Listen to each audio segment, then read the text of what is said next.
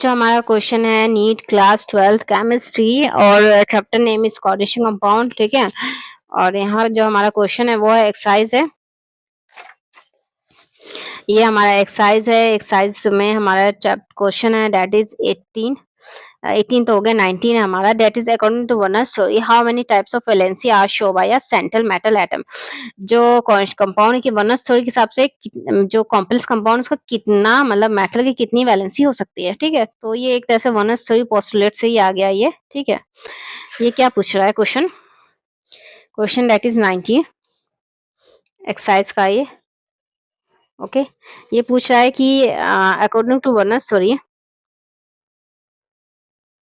According to Werner theory, Werner's theory, ठीक है। Werner's theory how many type of valency, how many type of valencies, कितने type की valencies होती है भाई, ये पूछ रहा है। मतलब कितने टाइप का एटम इलेक्ट्रॉन दे सकता है, ठीक है। कितनी टाइप की वैलेंसी हो सकती है, ठीक है।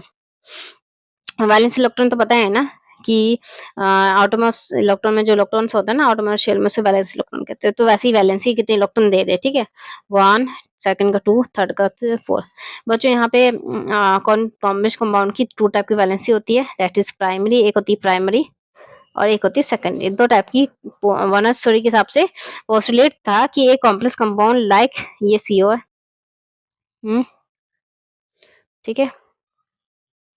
ये हमारा एक कॉम्प्लेक्स कंपाउंड है कोबाल्ट का, ठीक है। यहाँ पे 6 हमारे अमीन ग्रुप है, ठीक है, ओके। और यहाँ पे एक बाहर इसके Cl है, ठीक है।